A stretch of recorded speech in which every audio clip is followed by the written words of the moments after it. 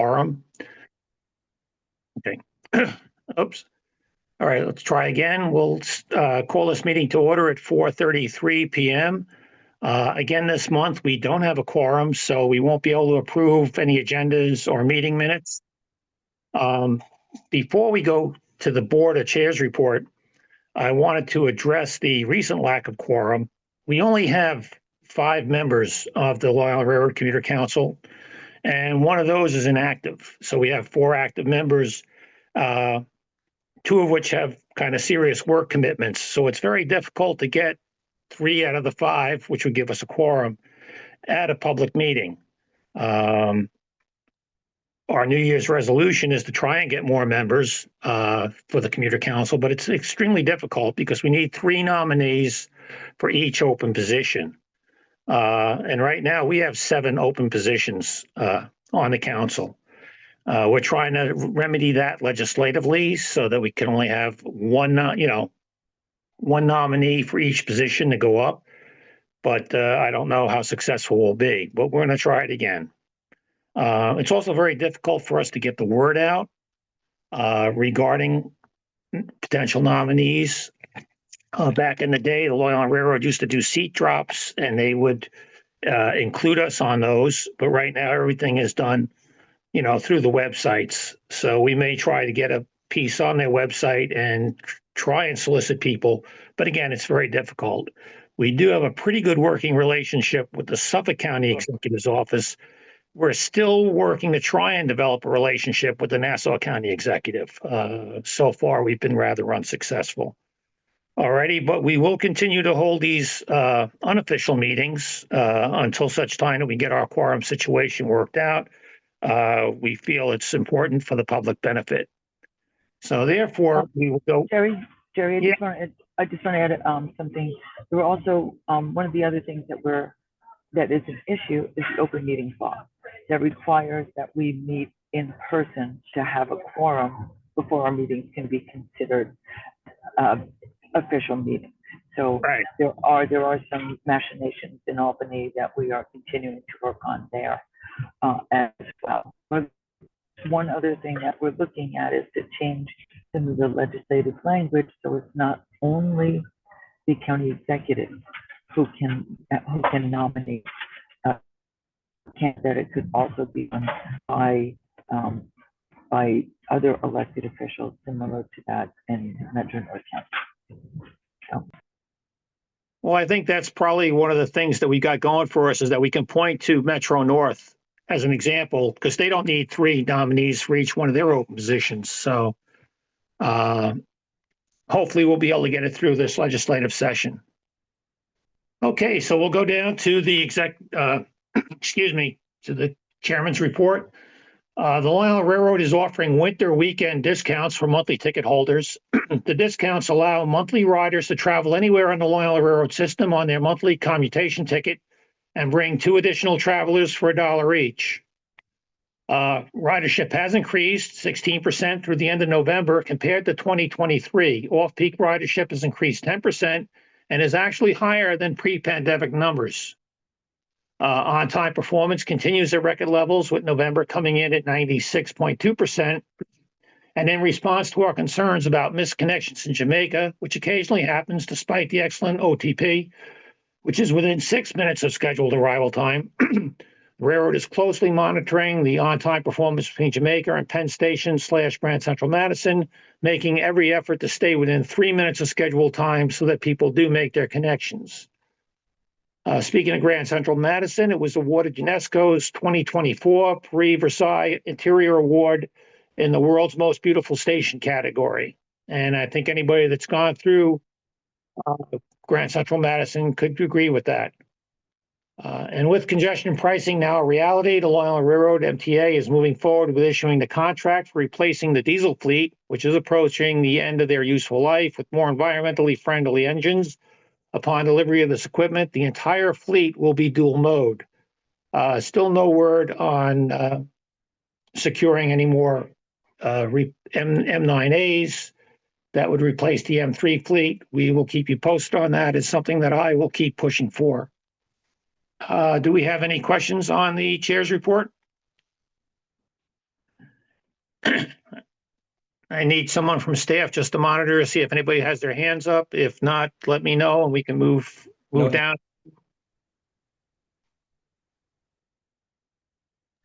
I don't see anybody.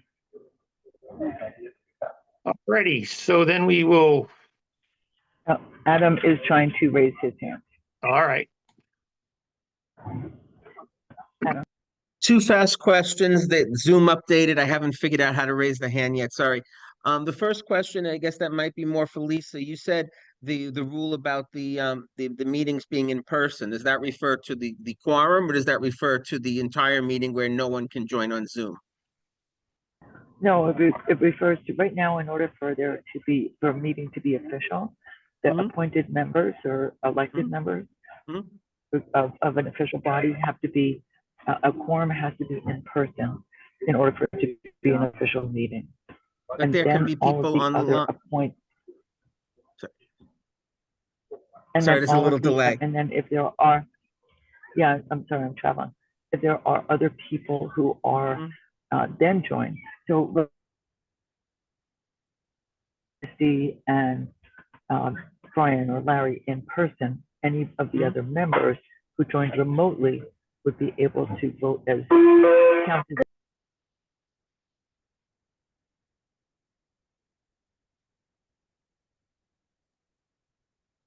Just I to, know Lisa's having some case you didn't get- technical difficulty.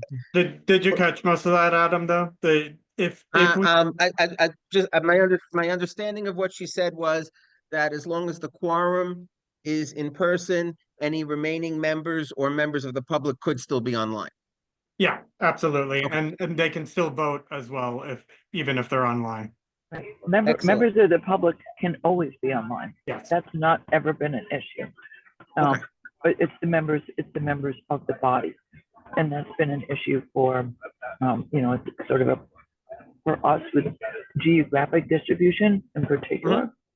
That's a big issue. I think that our body is the one that was being considered. It was things like lawmakers and the like. Understood. Thank you. And then my other question was, Jerry said about trying to keep 3 minutes between Jamaica and Penn. Has the railroad given any stats or feedback on how that's going? I think that initiative started about 3 months ago. Anything that you are aware of?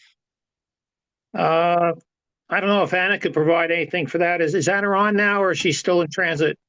No, she's not able to join today. She sent a report that wasn't included in it, but that would be in the committee and board books that come out in the next couple of weeks. Should be on their website as well. I would think. All righty. It looks Okay, like Stu has a question. Oh yeah, Stu? Hi, just in line with the comment on transfers to Jamaica, I'll just comment that twice in the last couple of months, which is probably out of 10 rides or so, the trains came in on different platforms. So, the train I was on was either on track 1 or track 3, and the transfer was to track 1 or track 3. So, and there was no train on track 2. So you couldn't walk through it, and there didn't seem to be a good reason why they didn't bring one of the trains on track 2. So I'll just mention that.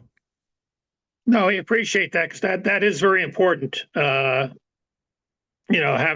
adjoining tracks for these transfers. And, Right. and the crews also, they want to apparently depart on time. I gather that there's a policy that you don't hold a train at Jamaica to let passengers rush across. And so you see people running up and down the stairs, which is kind of dangerous. And the crew is then the conductor is closing the doors on their face, reopening it because somebody's stuck there, closing it again. I mean, it's kind of ugly. No, understood. And that has been one of our biggest concerns ever since Grand Central Madison opened and they started this new policy of, not having direct connections. If you ever want to see the hair on the back of my neck go up, just say the word, transfer opportunity. Okay. Do we have any other questions? Nope, that's it. Okay, Lisa, do you have Anna's report?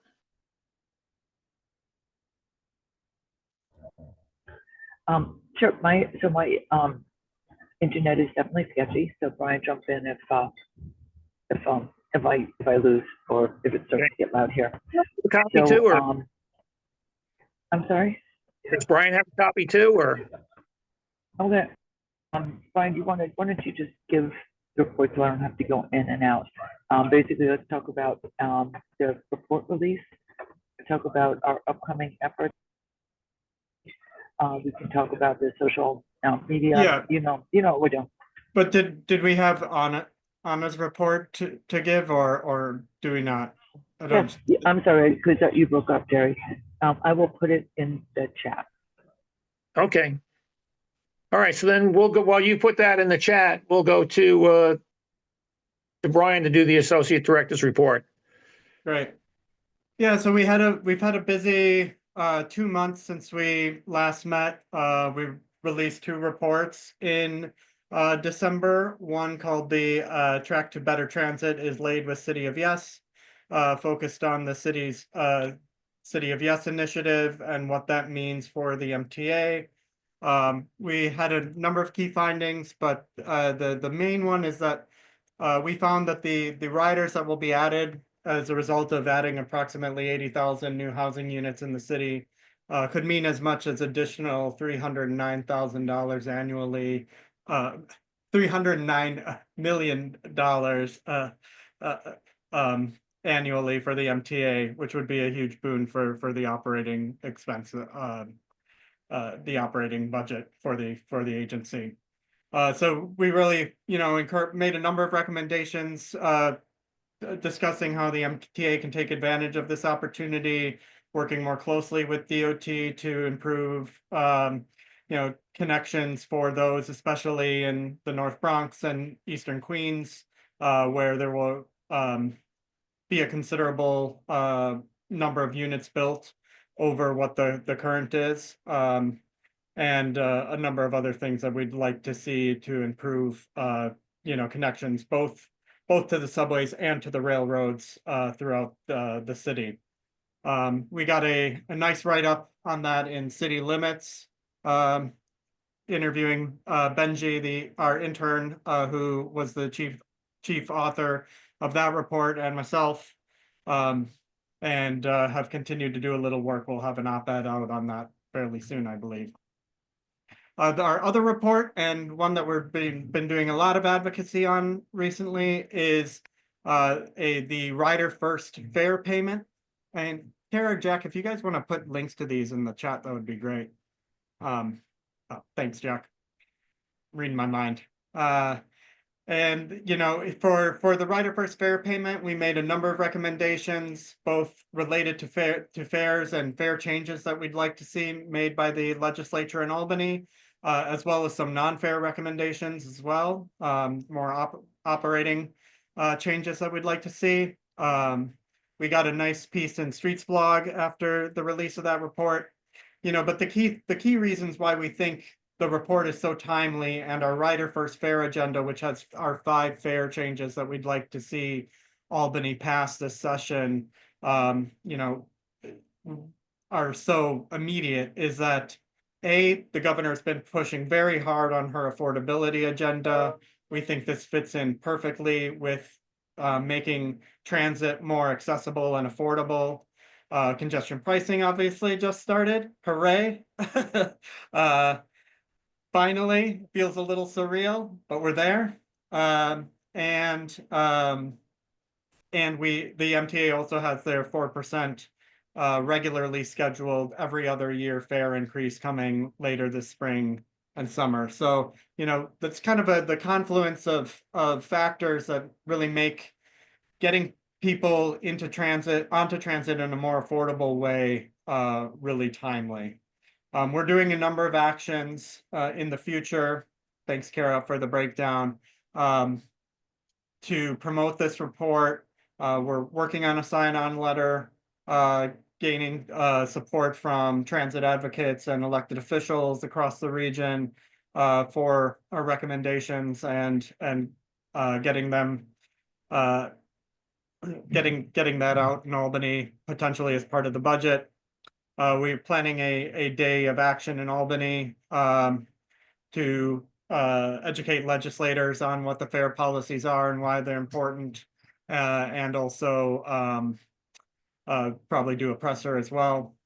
But we think we were able to get a number of these policies into the Senate's one house budget last year.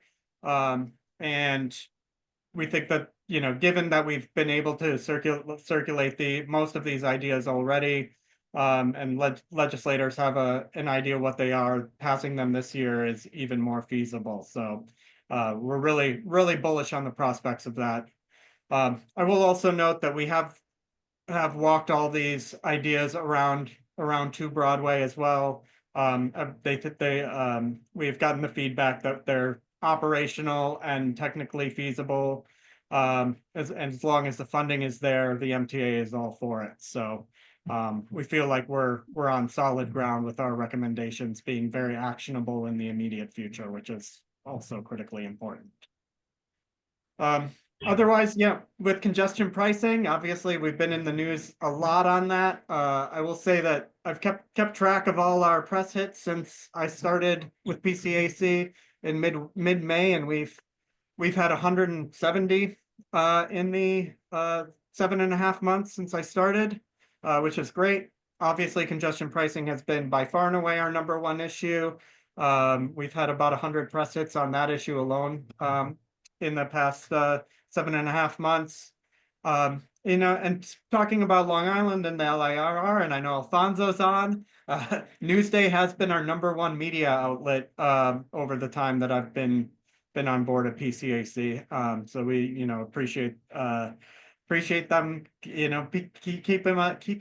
us in the conversation on LIRR issues very much. Social media report. Kara, do you want to take that away? Yes, thank you, Brian.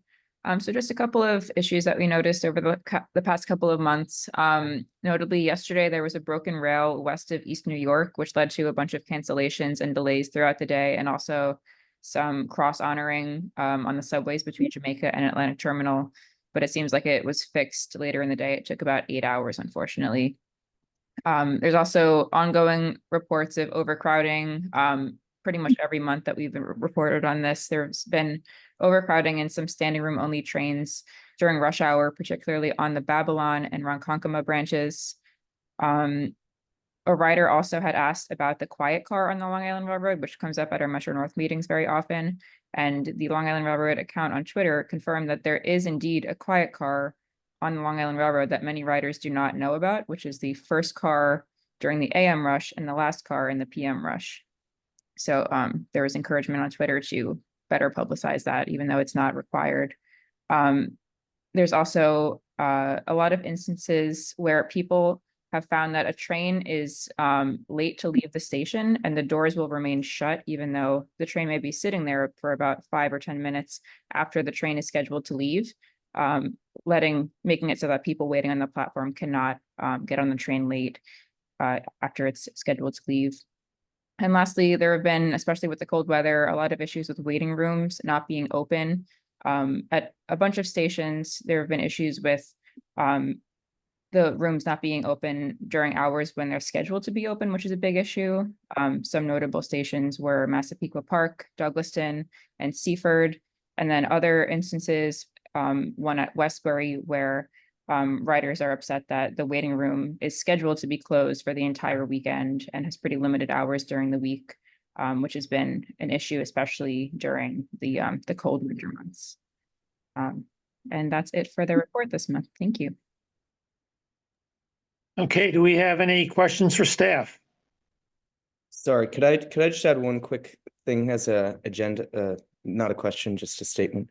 I just wanted to flag that one of the recommendations of our report, not one of the main ones that we've been advocating for in the budget, but kind of buried in there, was a recommendation that there be a regional rail working group between Connecticut, New Jersey, the LIRRCC, and Metro North, just to kind of try to, do things like and rationalize the fare zones, help integrate technology, ticketing, and just really try to move more towards this model of regional rail, especially in advance of the World Cup. And the governor announced recently in a press release that was mainly about Hudson Lines, but announced in a press release that she was going to be, that she had put together such a group. So it's pretty exciting news. We don't have any details yet on what it will look like, but we're definitely looking forward to that. And I'll put the press release in the chat for anyone who's curious. We appreciate that. Yeah, thanks, Jack. There's one other thing that I wanted to just mention briefly that I neglected to. We got a bit of a unfortunate Christmas present on Christmas Eve, when the Speaker Hasty and Majority Leader Cousins formally objected to the capital plan, and cited concerns about the funding gap. It's a $65 billion plan. It's only about half funded, and they voiced their concerns in a letter. The MTA responded officially on the 30th of December, laying out why it was natural for the capital plan to be only partially funded at this stage in the process, and that they hope to work together with the legislature to ensure that the capital plan was fully funded. We put out statements both in response to the original objection and to the MTA's letter. I haven't heard for sure whether or not the Speaker and Majority Leader are going to withdraw their objection or not, but they need to do that either today or tomorrow, I believe, in order for the capital plan to move forward as currently written. So that's something that we're very closely monitoring as well. And we'll undoubtedly put out a statement in response once that happens. All right. Okay, well, one good thing in that regard is that they are back in session in Albany. I think yesterday or the day before was their first day back. Yep. So they're all up there together. So hopefully they'll come up with some stuff for us. But it's a good, well, we hope it's a good sign. Well, Fingers crossed. yeah, fingers crossed, remains to be seen. All right, we have a number of questions. I've got Jason, Maddie, Adam, and Chris in that order. So we'll start with Jason. Happy New Year's, everybody. Thank you guys for those good reports. Actually, I took the Long Island Railroad recently. I took it from Atlanta Terminal, Brooklyn to Mineola, but unfortunately, I had to do transfer at Jamaica. The thing regarding doing the connection at Jamaica is that oftentimes people have to rely on the elevators and escalators that oftentimes either don't work, and since that the elevators at Jamaica are owned by the Port Authority, and the communication between the Port Authority and the railroad is so dysfunctional, and they don't let us know what is going on with those elevators there. And same happens with the one in the New York City subway side. And one thing that we should consider is having at least a meet and greet with the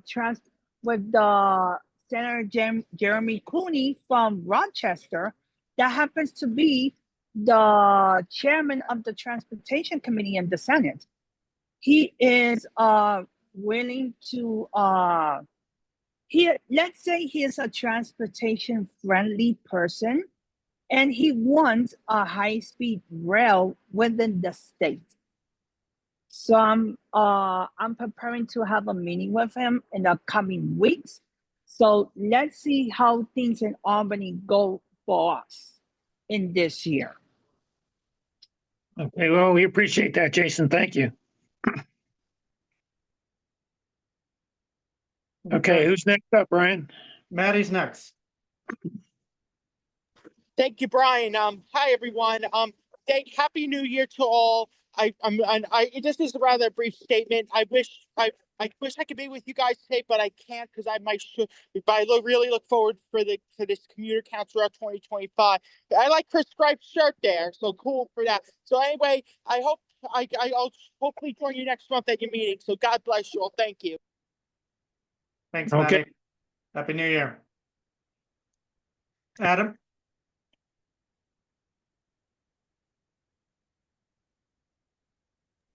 Sorry about that. My question was regarding the social media report. I've been surprised how much anti-congestion pricing stuff has been out there this week, whether it be Twitter, Facebook, this source, that source, from MTA users, not drivers. Has the PCAC noticed that, and does the PCAC or MTA have any reaction or plan to address the concerns and people upset, especially the train users that are against the congestion pricing? Well, Adam, I'm just going to jump in and say, I don't know that that's new. I think that's been, ongoing. And I think that, what we've seen in a lot of the research internationally is that right before it gets turned on, that there's a divot, right, of public opinion. So that we expect that there's going to be a huge outcry of negativity. And that's exactly what we saw. And I think we're going to see improvements in that. So I don't think, and there's also the ratcheting of negativity from elected officials who really got on. They bought all the soapboxes that they possibly could find. And, they found a bunch of do it at all the different walls. So it's really, I think that it's really the coming weeks and the outcomes that are going to be what is going to be more what happens with the outcome.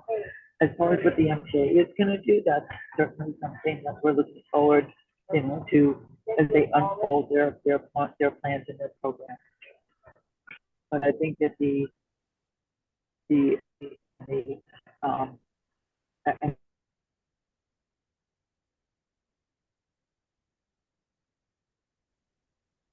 I think you kind of froze there, Lisa. Yep. a lot of people who are really Yeah, right when she said the Please. plan to, then I lost the I guess she was about to make the key point, their plan to, and that's when Interesting what the their video audio cut out.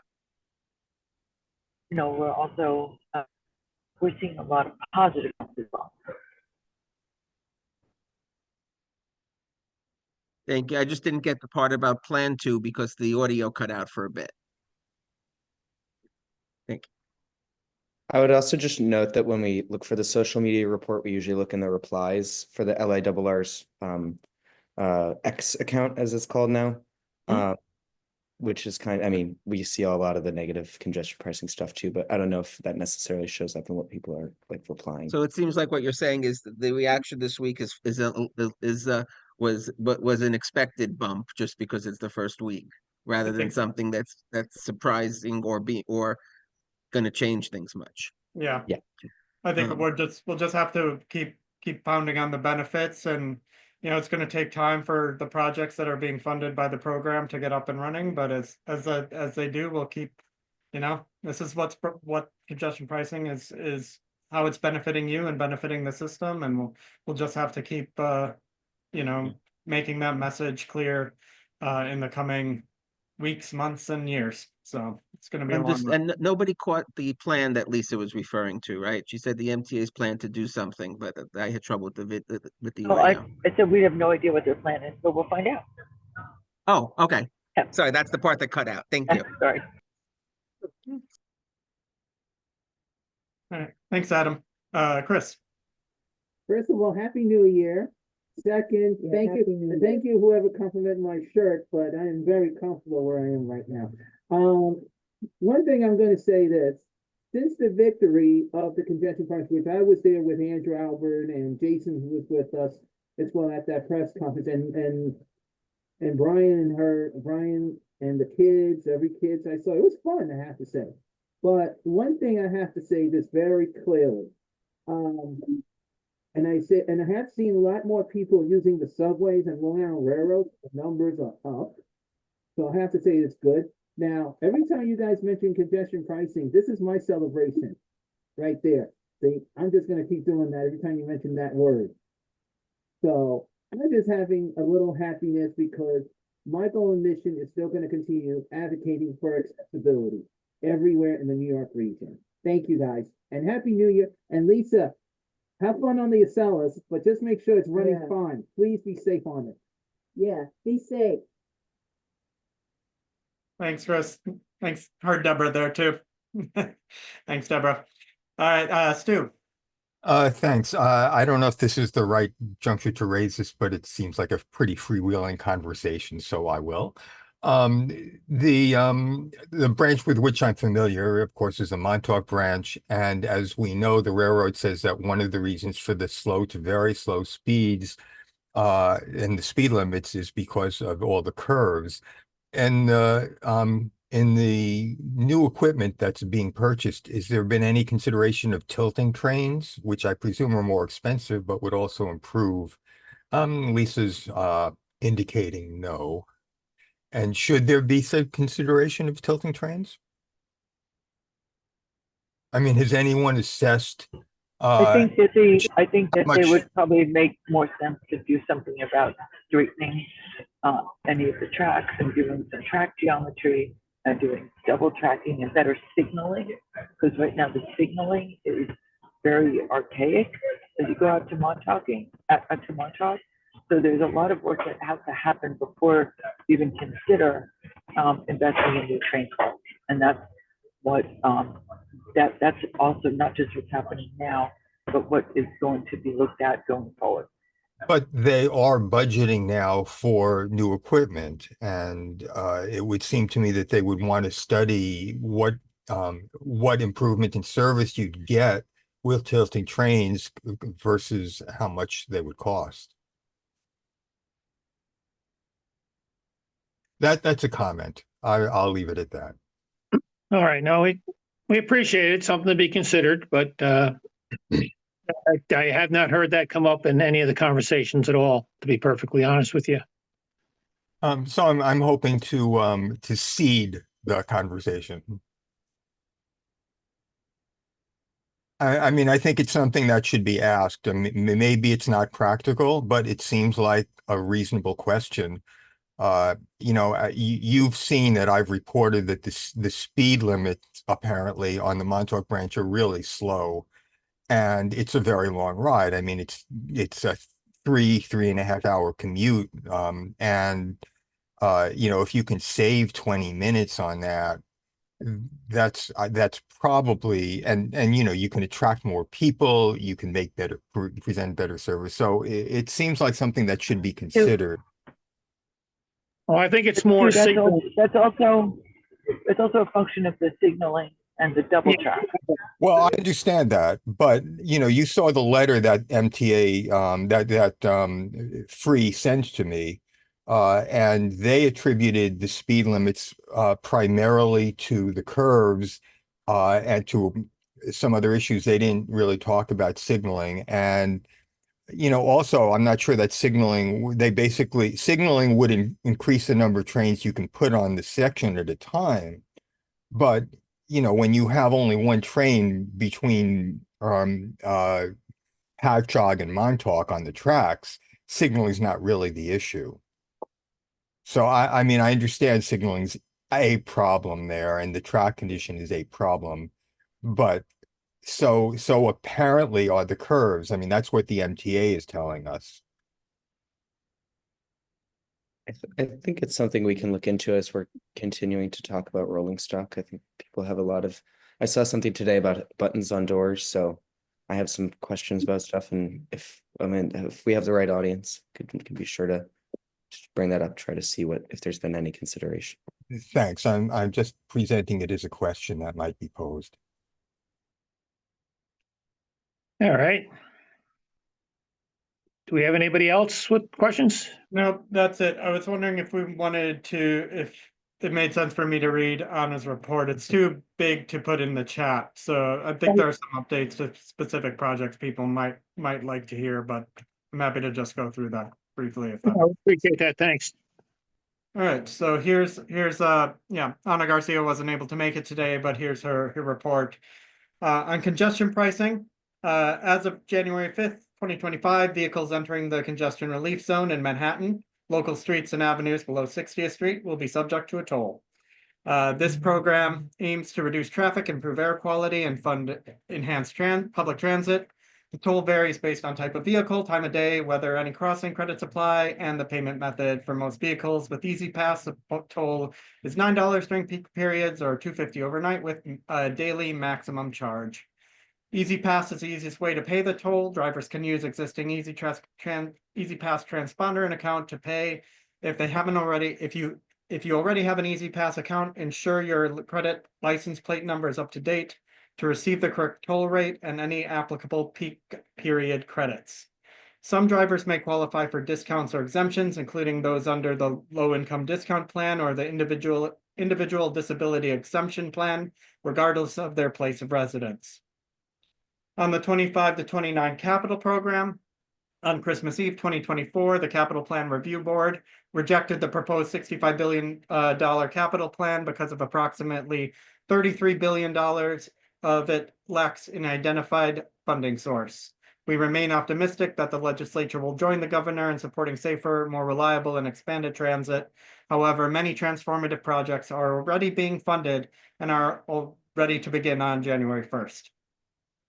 For the LIRR accessibility biannual meetings, anticipated to resume virtually in the spring of 2025, a safe space to discuss the LIRR's 2025 accessibility goals, including discussions around advocacy, outreach, design, the CARE program, and more information is to come.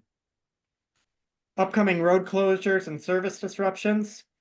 The weekend of Saturday, January 11th to Monday, January 13th, this coming weekend, in preparation of replacing the wooden ties along the West Hampstead branch with new concrete ties and all new rail.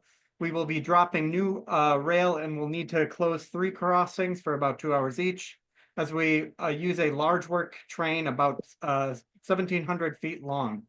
The crossings affected will include Franklin Hampstead Avenues, Hempstead Ocean Avenues, and Woodfield Eagle Avenues. Due to this work starting Saturday, January 11th at 5 a.m. to Monday, January 13th at 2 a.m., buses will replace trains between Valley Stream and West Hempstead. Trains will run between Grand Central Jamaica and Valley Stream, where passengers can transfer to a bus for all stops to and from West Hempstead. On Wednesday, January 15th, we will be conducting important Sperry rail testing on the Oyster Bay branch from 9:15 a.m. to 3 p.m. Train service between Mineola and Oyster Bay will be suspended in both directions during this time.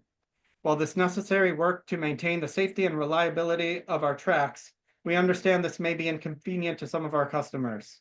Free shuttle buses will be available to transport customers between Mineola and Oyster Bay.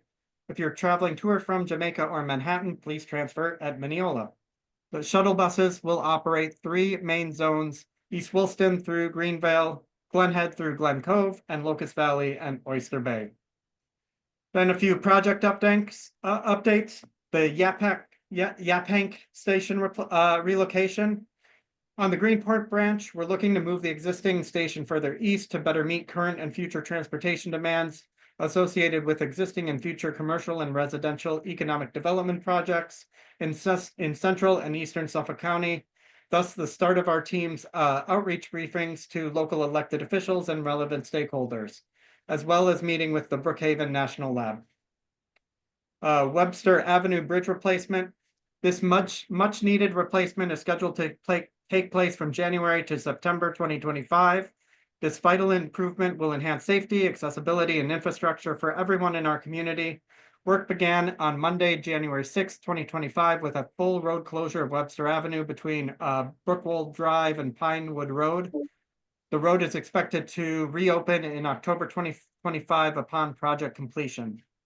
The project will involve removing the existing bridge, installing a new and improved structure, and constructing retaining walls to support the widened roadway. Additional upgrades include milling and paving the roadway, replacing curbs and sidewalks, and implementing crucial drainage improvements to direct water to the adjacent retention pond, protecting the right-of-way below.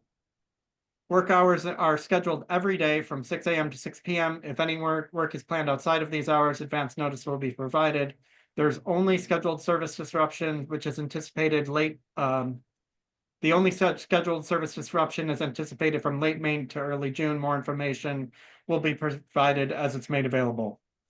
Laurelton, there are 3 upcoming outages anticipated January 31st, excuse me, February 14th and 21st. Shuttle buses will replace the trains. Plans to be provided closer to the date. Auburndale, on track. There are no concerns or ongoing issues at the moment. And the Babylon Station renovation upgrade project. As part of ongoing improvements to the station, there has been scheduled road closures due to activities related to the precast platform panel deliveries.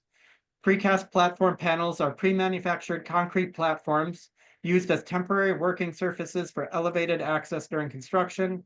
These panels help ensure safety and efficiency on site. This phase of construction is on track. If there's any pieces of that you'd like me to toss in the chat, I'm happy to do that. Otherwise, but it's just too long for me to put the whole thing in. Or I'm happy to email it to you if you prefer. Chris? Brian, when you mentioned one of the stations, can you please be clear what you're saying, what they're moving a station? Is that the branch line that goes from Rakanga to Greenpoint? Is that the one you're talking about? That Yeah, branch? the North Fork branch that goes out to Greenport, the Yaphank station is the one that they're talking about moving. Yeah, because I remember mentioning this years ago. That station, you have the Suffolk County farms that use that station. That station does get frequently. Problem is they only want one. There are like 50 people who use that station on a busy couple of days. So they got I'm sorry, dedicated to study that. I don't know if I'm breaking up. Yeah. But Because just to let you know, Brian, just to add, the train that there's one train during the evening does terminate there as a relay, but at the same time, people try to use that train, but the problem is you're seeing a lot of people use the Montague branch because that train only runs like one train. A lot of people have been asking for a second train to run. Like once that one goes to Greenpoint, whatever, the other one should just run a halfway, so at least there's something running during the rush hour time. And it's very hard to time that train because if something goes wrong with the Rakanga branch, they're screwed. They're stuck. And it's been brought up a lot. But as I told people, put it in. Let PCAC know. Let the Long Island Railroad know. It's like talking to a woman there with them. But I'm just saying that if something could be done, because that station is where Suffolk County Farm is there. And they do use a lot of people with disabilities that goes there. Thank you, guys. gotcha. Well, All right. Now okay, the idea is they want to move the station a little bit further east so that it'll be like right off the William Floyd Parkway, which is more of a major thoroughfare. And the big thing is they want to coordinate something for the Brookhaven National Lab to use it. So the station will be kind of accessible, like abutting the lab. Again, it's not a heavily trafficked station right now. Hopefully it will be more trafficked in the future. But I understand your concern. There's only one track going out there. So I don't see any major improvements in service for the next couple of years, or at least until we get some of those new dual modes running, then maybe they can run some additional trains from there. But again, they got dedicated funding for the Yaphank station alone. They can't use it for anything else. So it's use it or lose it. And the railroad, made the decision to investigate the relocation. So it looks like something that's definitely going to happen. It will be a nicer station, but until they can figure out a way to get more service out there, I don't know.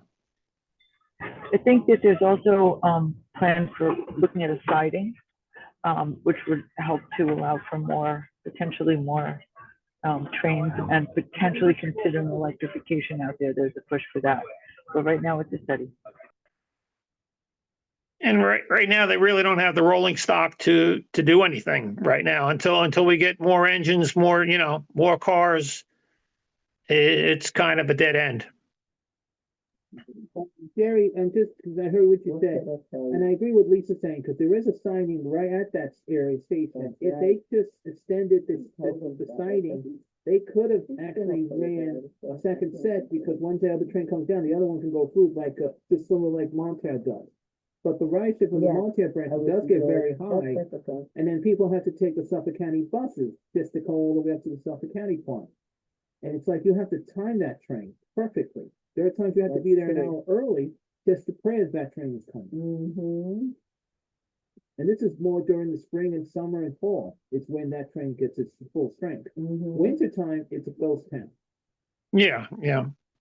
So I'm just saying, because I know the Suffolk County uses that spot. You have camp right there as well. So I just hope that something could be brought to their attention. Thank you. Okay, do we have any other questions? Comments?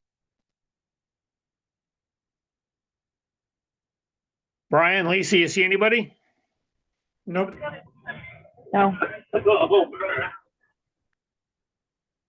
All righty, well, then I guess we go down to old business. Does anybody have any old business they want to bring up or need to bring up? Adam? I was reviewing the PCC minutes online, which only go up to 2022. I know that there hasn't been a quorum since April 2024. I don't know if the minutes are missing from 2022 to 2024 because of quorum issues or some other issue.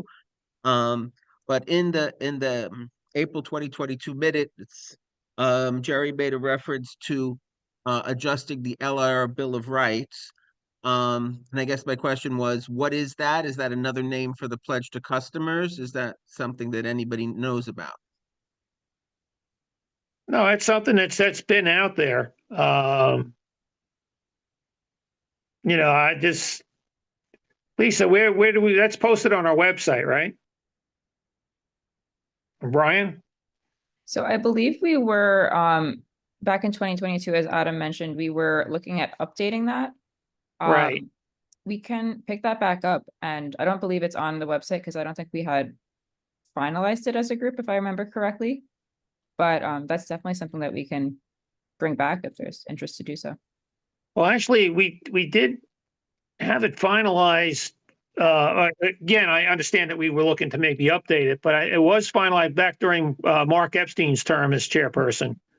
I do remember that, and Is we that put version on the website? It may be. I'm not entirely sure. That was before my time here. We can double check. I know that there was an effort to take that version that had been publicized and revamp it in 2022. But that's totally separate from the pledge to customers. Yes, the Long Island Railroad has their own pledge to customers. This was, if my understanding was during the last LIRRCC chairman's term, there was interest in creating a Bill of Rights that the Commuter Council believed were the rights of the commuters on the railroads that we could then use for advocacy purposes. Right. Right. Correct me But if in I'm wrong neither on that. case, the Bill of Rights or and I cut off Jerry, I'm sorry.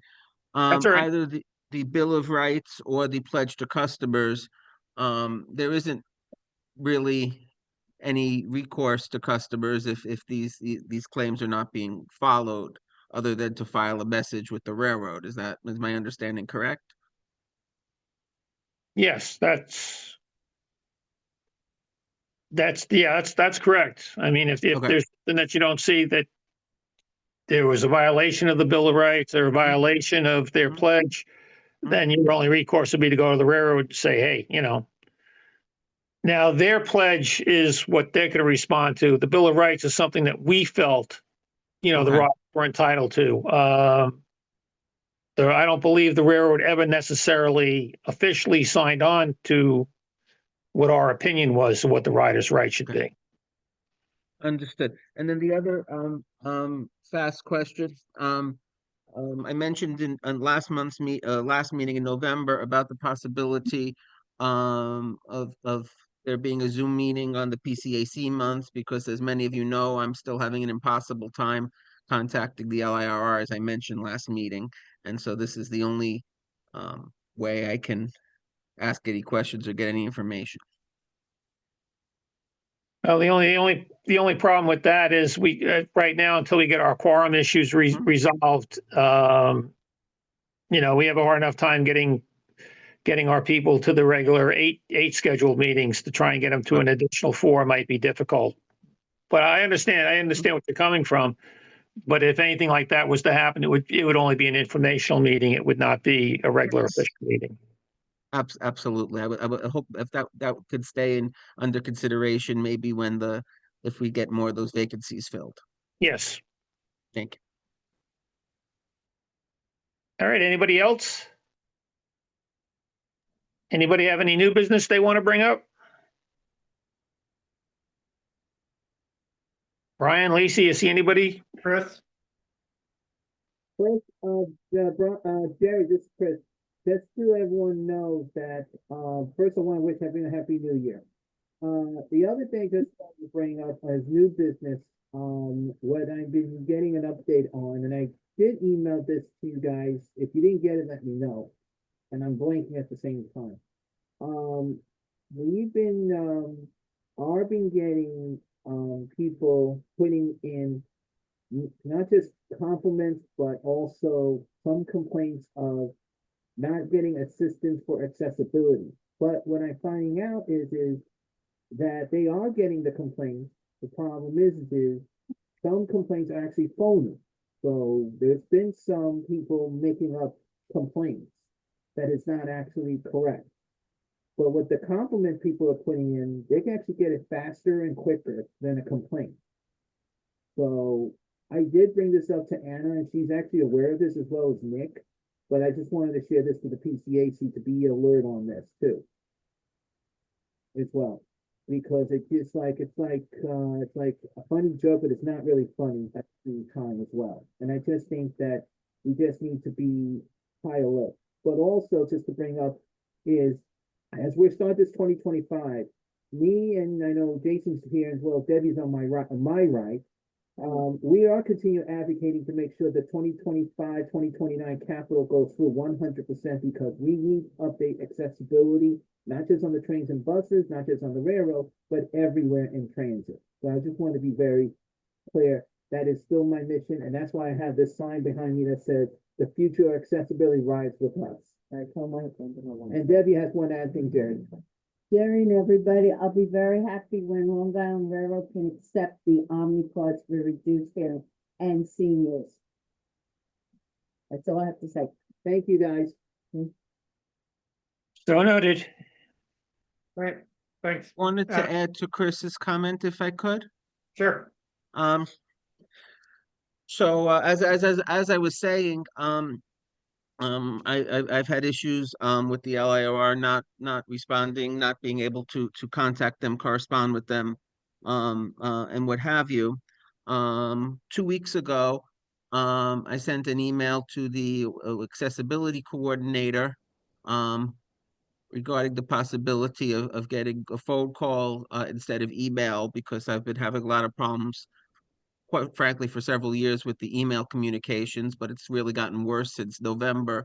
And the reason I'm mentioning this now is because Chris said that they respond to compliments very quick. I got the auto reply that we'll hear from you within 3 business days, and it's now been 2 weeks. So it almost feels discriminatory. The reason is I'm on the spectrum. I have a processing disorder, and I know the railroad has rules that if you're argumentative or repetitive or behave a certain way, that they can curtail the communication. But as someone on the spectrum, this is concerning, because sometimes I do need to say or hear something twice. And just I don't think it's intentional, but their behavior is certainly not fair to me in my condition. That is exactly the email I used, Chris. And, yeah, and I don't know if there's any concerns regarding customer service. Just to have a way to communicate to see if I should apply for anything else. Like I have major gross motor skill issues, and I really can't navigate the trains as crowded as they've been, and such. So I just wanted to add, since I've experienced that exact issue that Chris just mentioned. Okay. Have you checked to see if you're eligible for Access-a-Ride? No, I don't think I would be eligible for that. Okay. Because I don't know exactly what the requirements are, but It was, alrighty. I'm sorry. as I said, right, I was just trying to make an inquiry, like a yes/no question. Is there any assistance I can get regarding being called instead of emailed, to respond to my complaints? If the answer is no, the answer is no, but it's an accessibility question and nobody even answers. Okay, I can't speak for them, but I have a feeling they like to have everything in writing just for legal issues. Yeah. Because if you have a phone call, it could be a he said, she said conversation, and they're not set up to record every phone call that they make or every phone call they receive. So, If they would just write me that they can't accommodate it, that would be nice. So All Or right. just answer the question. Chris just put the email for accessibility in the chat, if you want to. Yeah, that's the email I used, and I'm not getting a response.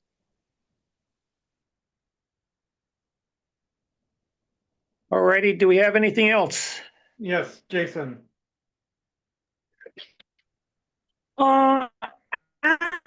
This is Jason.